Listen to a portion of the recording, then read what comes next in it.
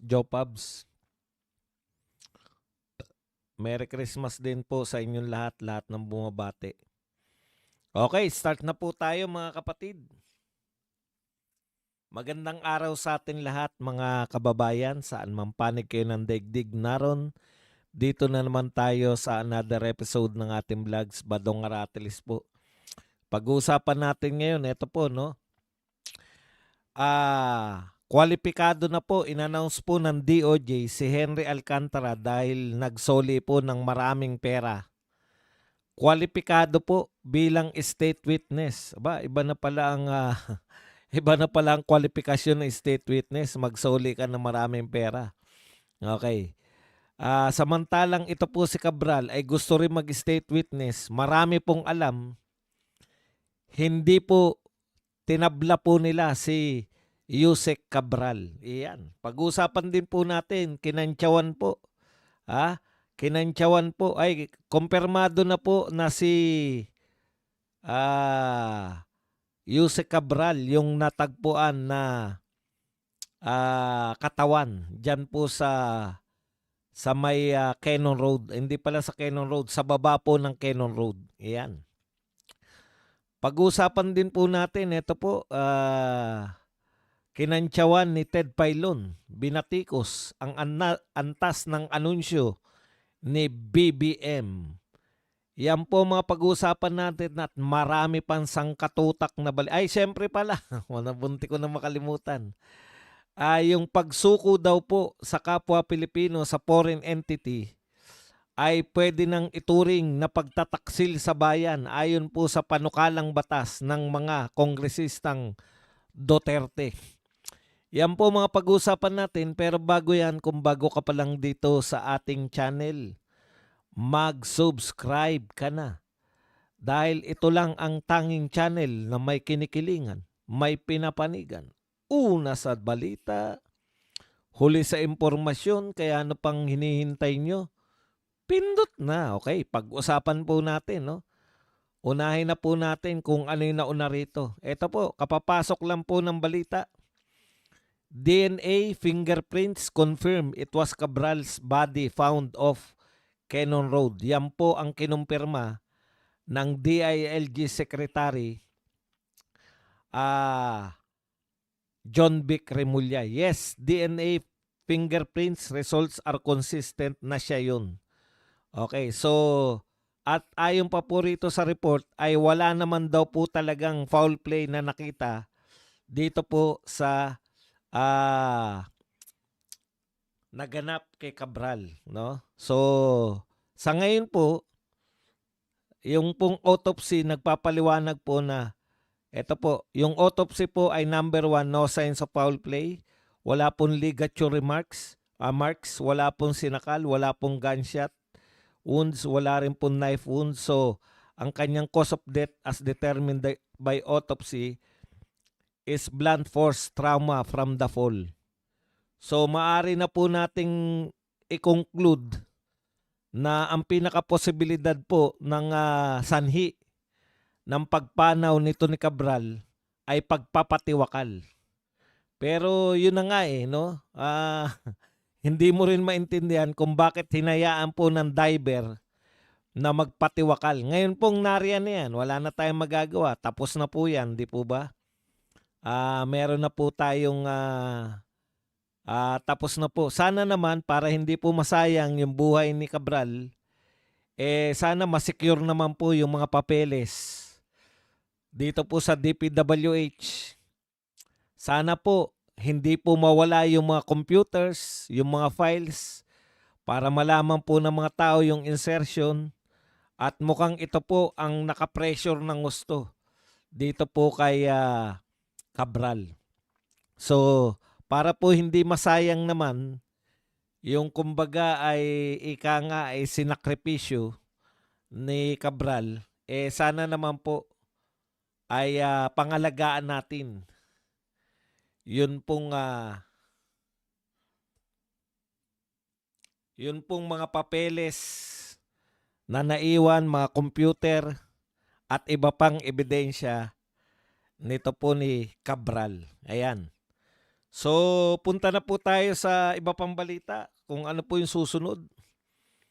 Eto po, nako, binabanatan po nila ngayon si Leandro Lebiste nito pong mga dilawan, katulad po nitong isang propesor na nagngangalang Antonio Contreras. Eto po, binanatan po niya itong sinabi, she wanted to be a state witness and she was not being offered to be a state witness. Yan po ang sinabi ni Lebiste. Sabi naman po, banat naman po ni Contreras, bakit ba ang daming alam nitong si Leandro Lebiste kay Cathy Cabral? Ang ingay eh. Imbestigahan din nga ito, please. Ganyan po ang reaction po nila, no? Pag marami kang alam, marami kang gustong malaman, paiimbestigahan ka na. Pag ikaw po ay sa tingin nila ay yung mga kaalaman mo ay kumukontra sa kanilang mga Panginoon, gusto nilang paimbestigahan ka. Baka susunod na po to. Si Leandro Lebiste na masuspend o si Leandro Lebiste po ay gawin po nila yung ginawa kay Kiko Pangilinan, ay Kiko Barsaga pala, I mean. At i-pressure po nila itong si Lebiste. Wag naman po sana. Teka lang po mag-ano lang po ako ng ilalive ko lang din sa kabila. Para maraming source ng ating pagkakakitaan. Baka may mag-comment na naman na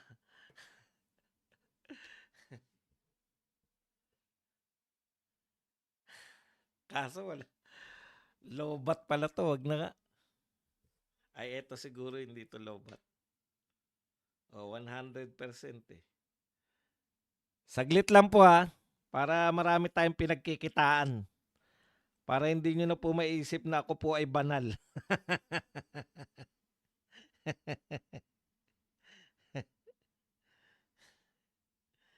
Ang daming alam eh. Para tuloy-tuloy na po tayo maya-maya. Meow, meow, meow, meow.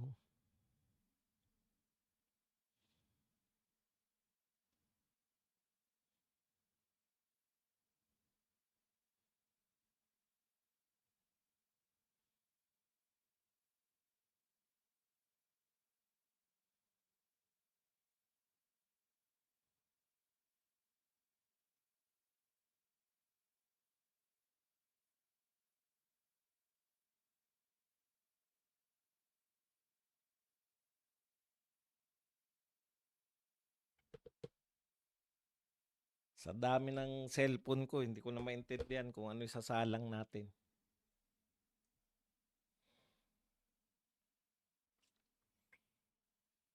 Okay. Alam mo mga dilawan, kayong mga dilawan, no? Bakit po takantaka kayo? Congressman po yan si Leandro Lebiste. Kung ang congressman po ay katulad ni Leandro Lebiste na nagtatrabaho, gusto po malaman ni Leandro Lebiste na mayroon pong anomalya, kilalanin ni Leandro Lebiste, ano po ang masama? Kung gusto niyang malaman kung sino-sino yung mga magnanakaw, dapat nga ganyan lahat ng congressman, dapat ganyan ng mga politiko. Nagsasariling sikap na nga po si Leandro Lebiste. Ang bibigyan pa nila ng intriga, iniintriga pa eh. Ang sabi rito, bakit ba ang daming alam nito ni Leandro Lebiste kay Cathy Cabral? Ang ingay eh. Imbestigahan nga ito please. Parang mga ano na eh, no? Mga talagang, marami ka palang gustong ibunyag Ikaw na ngayon, siya na ngayon ang imbestigahan. Ano po ibig sabihin yan?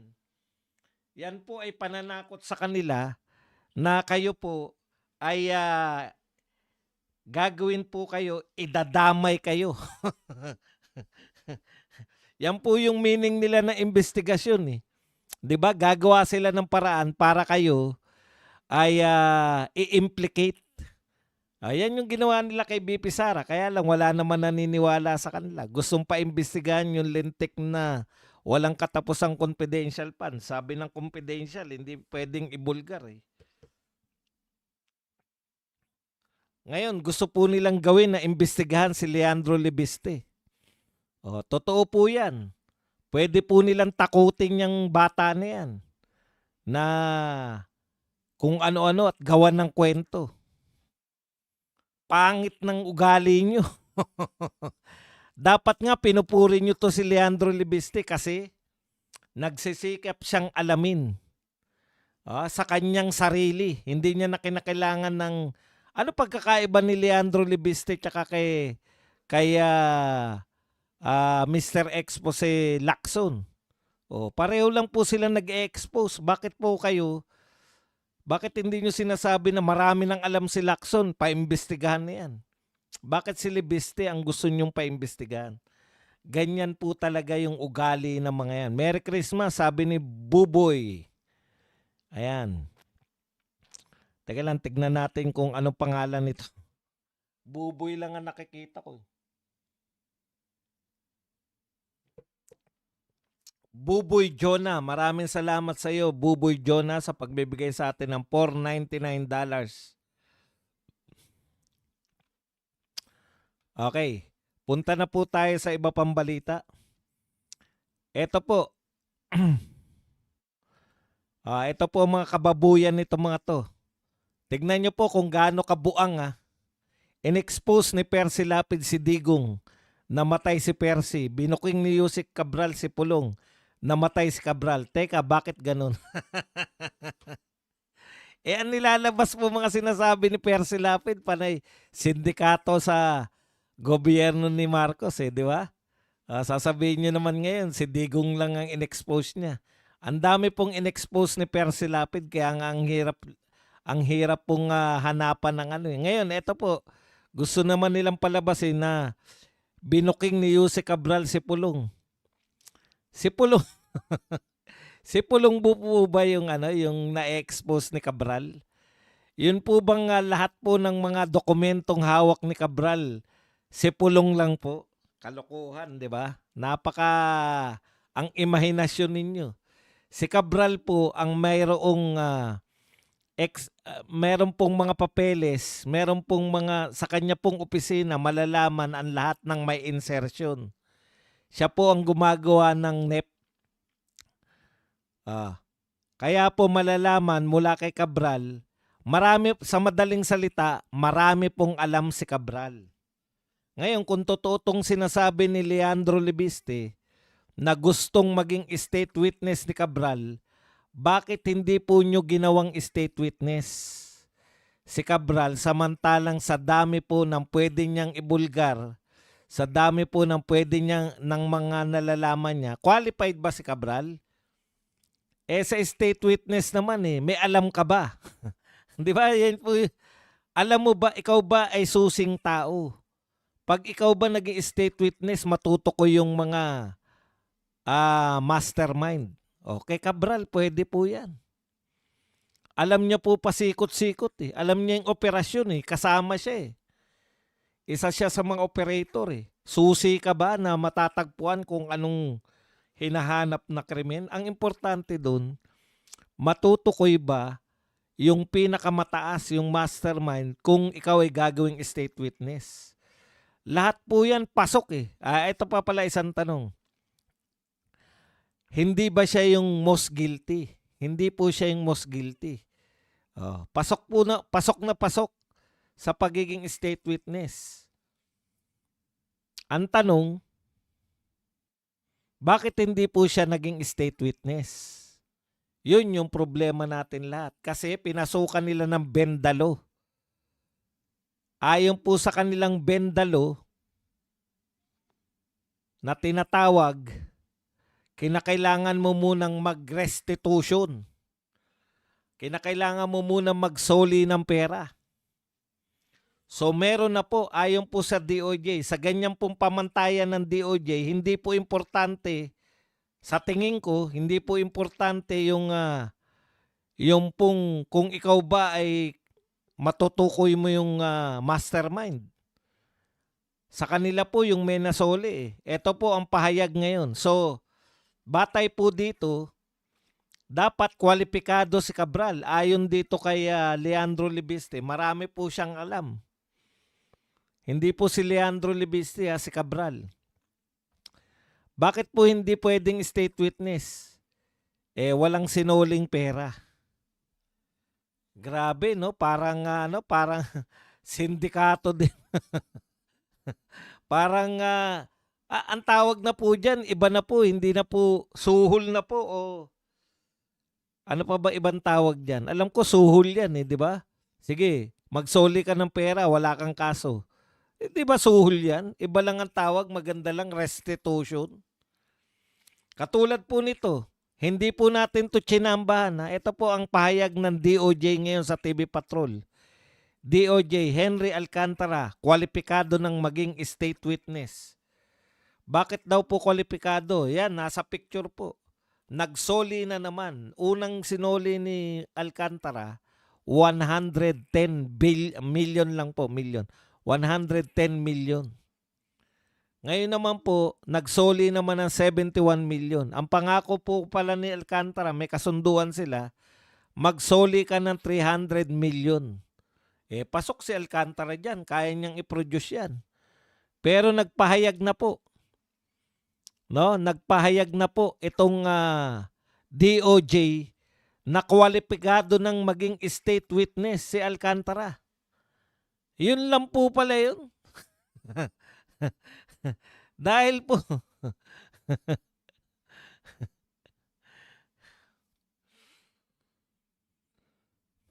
okay. Ito po kasi may kasunduan pala, former Department of Public Works and Highways Engineer Henry Alcantara turned over 71 million to the Department of Justice as part of restitution process in the anomalous flood control probe. In press briefing, Prosecutor General Richard Padulyon, ito po yung nakadebate ni Marcoleta dito po sa restitution na to said that Alcantara has been provisionally admitted into the Witness Protection Program and now qualifies as a state witness. So ang pangunahin po palang kwalifikasyon, hindi po yung kaalaman mo sa krimen. Yung makakatulong ka. No? Kung hindi, yung ikaw ay nagsusoli. Ito po, Alcantara's newest turnover is part of the 300 million that he needs to turn over, needs to return to the government. He made an initial turnover of 110 million last month plus ngayon 181 million na turnover. Kaya siya kwalipikado. Grabe naman pala ang kwalifikasyon natin ngayon. Bonggabong, thank you very much sa 250 pesos na pangkape.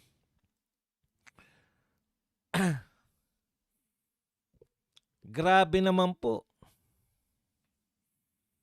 No? Ang sabi pa po na Padulyon, hindi naman daw nila minamadali na makapagsoli kagad ng 300 million dahil po nakapres pang asset. Partida pa yan Nakapres pang asset, nakakapagsoli pa ng cash. Yun po yung sinasabi natin. Ang pinipres po na asset, yung nasa bangko, yung mga iba't iba pang asset. Kung may eroplano ka, kung meron kang sasakyan na magara, pero yung cash, paano mo ipipress yung cash?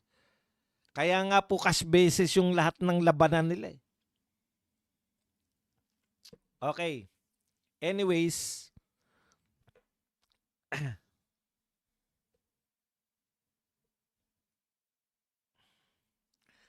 ang pangit po nun. Ang pangit po ng ugali na nagpanukala niya. Biruin mo, magsoli ka lang ng pera, kwalipikado ka na. Ngayon, dahil qualified na siya. Kung may state witness na po tayo sa pangalan ni Henry Alcantara, matutukoy na po ba yung mga mastermind? Kasi yan po yung, kaya po kayo nag-state witness para po sa kalutasan ng kaso. Malulutas na po ba yung kaso na to? Makikilala na natin kahit yung mga mastermind. Kung hindi po siya qualified na maging state witness. Kasi yun po yun Kaya ka ginawang state witness sa kalutasan ng kaso. Eh kung qualification mo lang magsoli ng pera dahil gusto nyo makabawi ng pera, ikalawang tanong, saan po napupunta yung pera na sinusoli? Maria Elena Katarman, thank you very much sa 50 DKK. Kung ano man ang meaning ng DKK. Okay. Kaya nagugulat po ako eh. Totoo pala eh. Parang suhol na nagaganap. So magsoli kayo. Ito po yung nagiging batas ngayon. Magsoli kayo o manahimik kayo, wala kayong kaso. Tignan nyo po, ang tanging nakakulong na kontraktor, Diskaya. Eh sabi ni BBM, 15 yung malalaking kontraktor. Sila po ba pinakamalaking kontraktor yung Diskaya? Wala po akong pakialam. Kung kinakailangan pong ipakulong si Diskaya, okay lang yan. Pero siya lang ba yung kontraktor na binanggit ni BBM? Sa binanggit na lang po ni BBM, wag na muna tayong magpunta sa iba. Sa mga binanggit po ni BBM na 15 biggest kontraktor, ano po ang katangian nila? Bakit wala po silang kaso, hindi po sila nakakulong?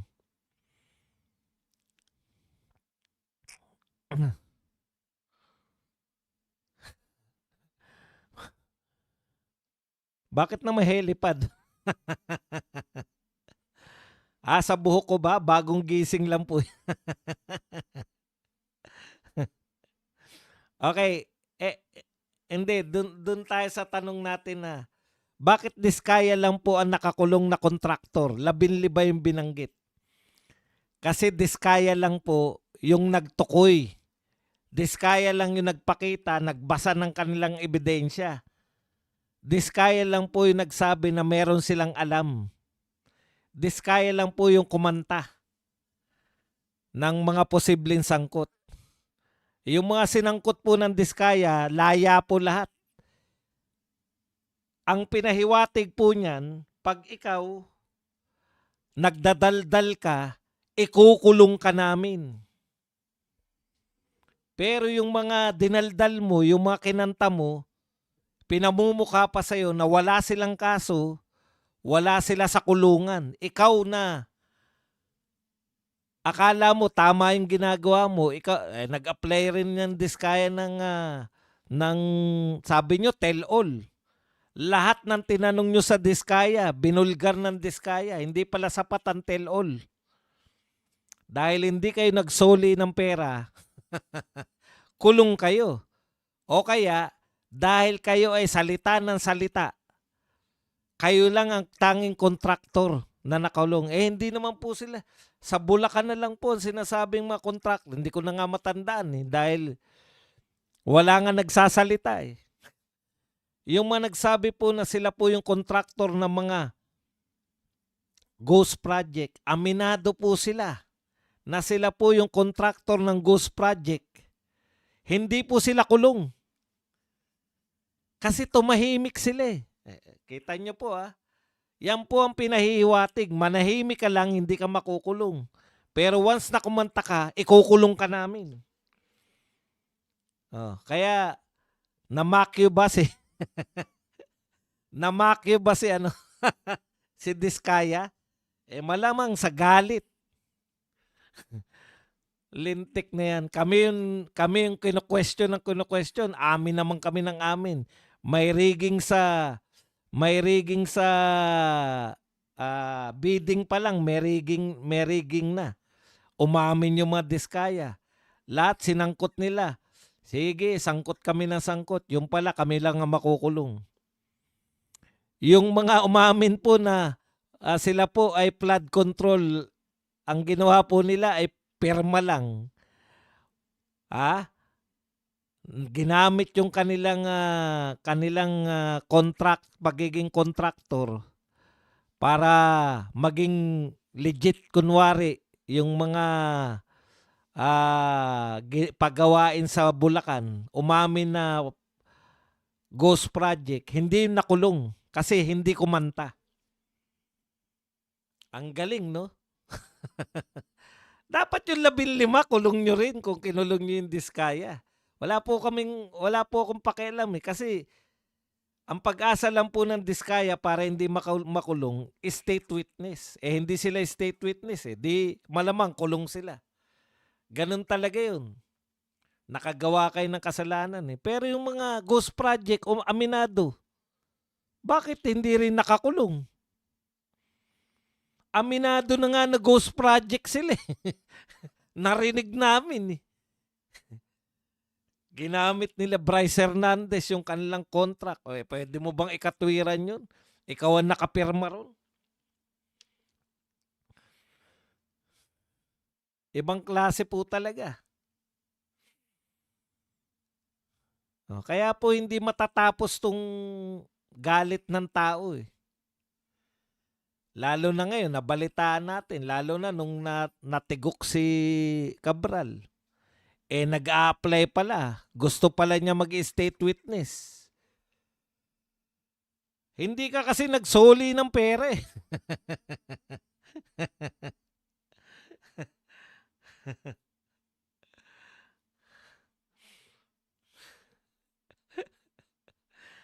O ngayon, ine-expect po natin dahil may state witness na tayo, matutukoy na po yung matutukoy na po yung mga mastermind. Eh kaso malabo eh dahil narinig na po natin lahat nung sinabi ni Alcantara hanggang kay Saldi ko lang. Ibang klase talaga. Yan po ang ating pamahalaan. Okay, punta na po tayo rito. Ted Filon, binatikos ang antas ng anunsyo ni Marcos Jr. Ito po yung in-announce po ni BBM na yung pong pwede nang umutang sa SSS. Di ba nakakatawa? Parang proyekto niya yung pagpapautang ng SSS eh. Sa kawalan po ng may anunsyo, pati po yung pautang ng SSS, na noong araw pa po ay nagpapautang na yung SSS ng Calamity Fund at iba't iba pa pong mga pautang. In-announce ni BBM, ganun po talaga pag wala ka may announce na magandang proyekto.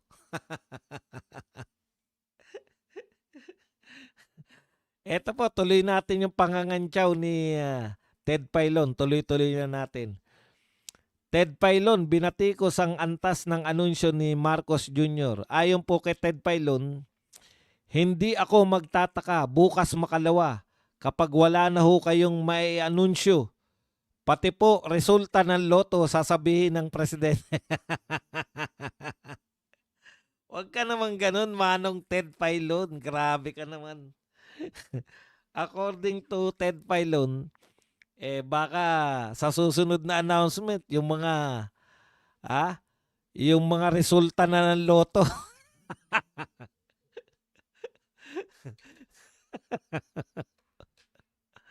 Antindi nyo, Mr. President. Resulta na po ng loto ang susunod na i-announce nito ni BBM.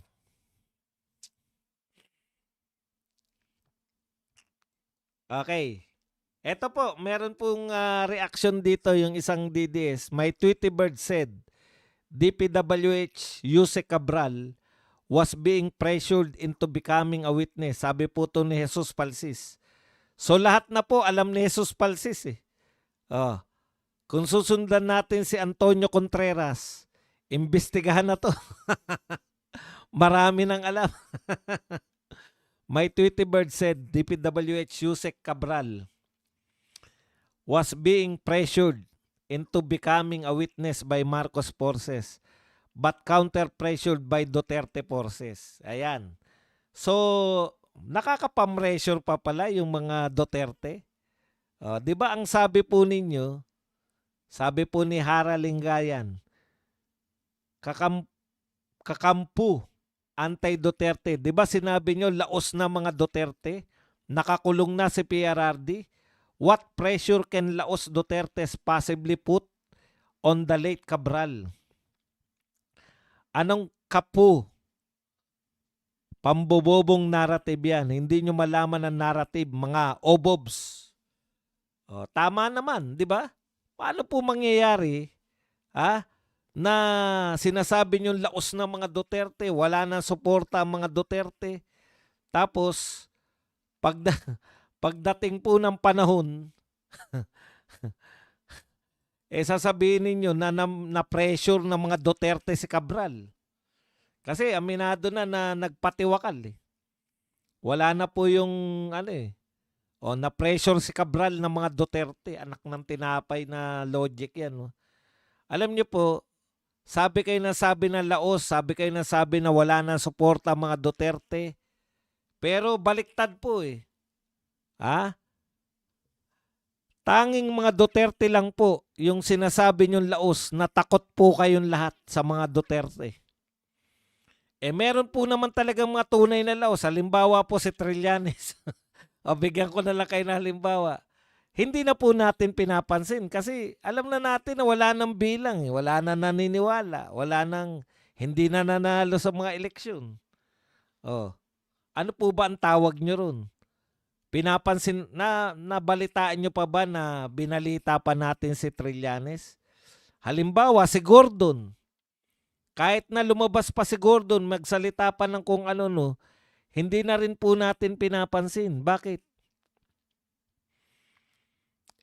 Wala namang silbi. Wala namang bilang na. Ganun po yun. Ngayon, bukang bibig ninyo yung Duterte tapos sasabihin nyo laos na. Wala nang naniniwala sa Duterte. Wala nang supporter na OFW. Yun yung nakakatawa sa lahat eh. Kahit saan pumunta yung mga Duterte na lugar sa iba't ibang parte ng mundo, pinagkakaguluhan eh. Si BP Sara lalo na.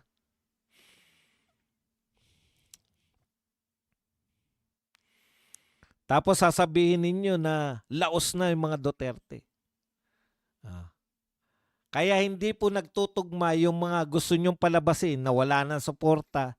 Meron pa nga mga ang pronouncement nyo lahat ngayon para matalo natin ng mga Duterte, magkaisa tayo yung mga puwersa ninyo. Ibig sabihin, hindi kayo naniniwala sa mga sinasabi ninyo. Gusto nyong paniwalaan ng mga tao yung sinasabi nyo, pero kayo mismo hindi naniniwala.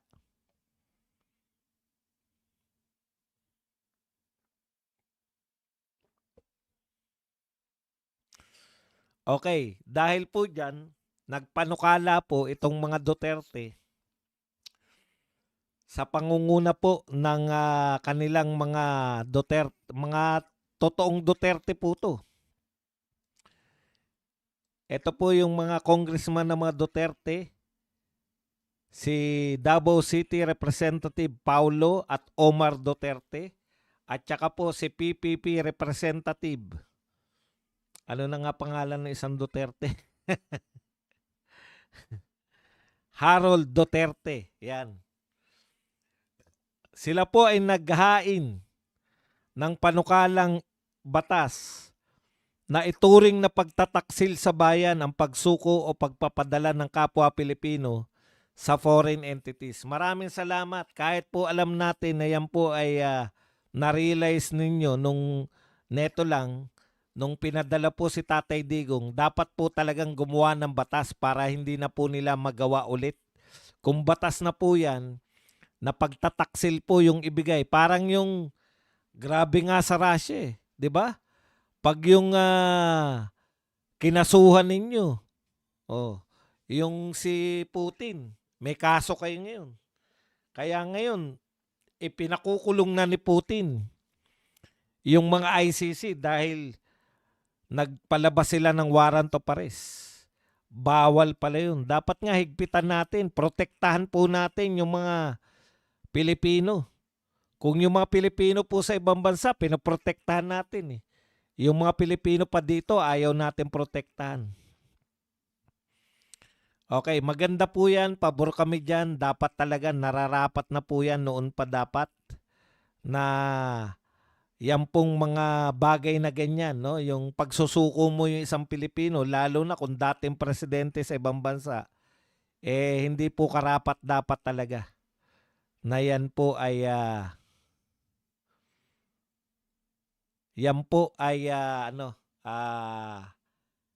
magpatuloy.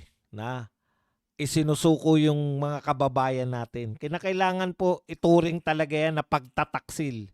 At ang ano nito, ang parusa, ang mapapatunayang may sala ay maaaring makulong habang buhay o mapatawan ng parusang kamatayan at pagmultahin ng hanggang 4 na milyong piso. So congratulations po, maganda po yan para sa proteksyon ng mga Pilipino laban. Kasi etong gobyerno natin, wala tayong asahan dito eh. Wala pa nga pong warrant of arrest, tinutugis na si Bato eh. Ano aasahan mo dyan pagtatanggol yung mga Pilipino niyan? Samantalang po, may warrant of arrest, convicted na po sa Russian court yung mga ICC judges. Binigay ba ng ICC? Hindi. Kasi hindi naman, wala, sa tingin nila, hindi dapat kilalanin ng ICC yung Russian court. Ganun po sana, Mr. President eh. Wala eh. Talagang ganyan ang buhay. Okay. Ngayon, ito po, maganda po to. Akala nyo kasi, no? Akala po natin, lagi lang tayong talo. Ngayon po, humihingi po yung kampo ni Tatay Digong. Good news po to, speaking of Tatay Digong. Humihingi po yung kampo niya ng impormasyon. Kilalanin po nila sino-sino po yung nagsusuplong. Sino-sino po yung mga tumitistigo laban kay Tatay Digong. Kaya kailangan makilala man lang nila Tatay Digong. Kasi may nakikita tayo ng mga may placards namatay hindi po dahil sa war on drugs. May namatay na anak dahil sa ibang kadahilanan. Meron pa nga tayo na balita, namatay sa hising. Ibinintang pa rin sa war on drugs. 'Di ba? Kaya po tama po 'yan para po yung mga peking ano po malaman natin.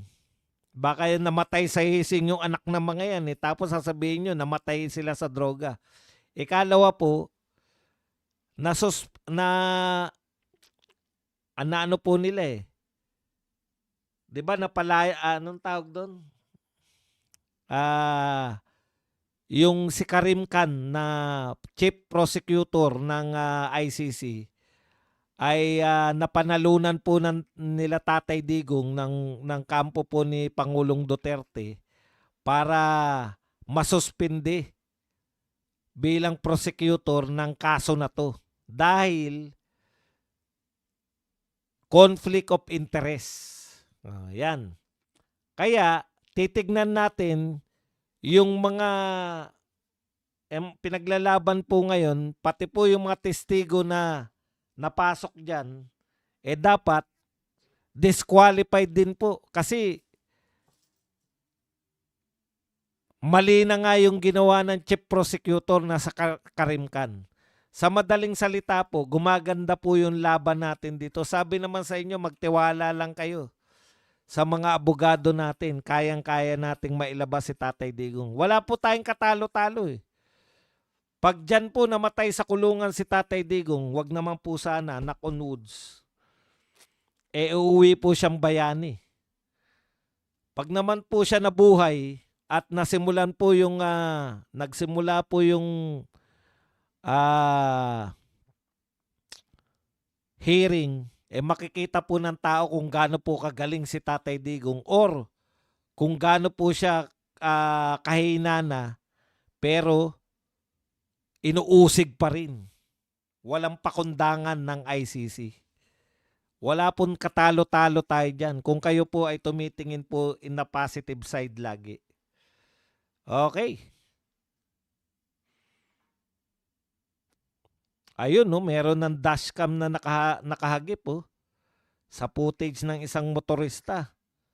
Tingnan nga natin to. May dashcam. Makikita natin, ayun, naroon si Cabral. Bakit iniiwan nyo sa bangin si Cabral? Ito talaga, may kasalanan. Ako, hindi naman po, Hindi ko naman po pinaghinalaan na tinulak ng driver yan, Wala na nga po, alam mo ng depression tao. Bakit mo iiwan sa bangin? Sasabihin, Sasabihin ni Cabral, ano, iwanan mo ba naman yung amo mo? Eh? Anong klaseng driver yan?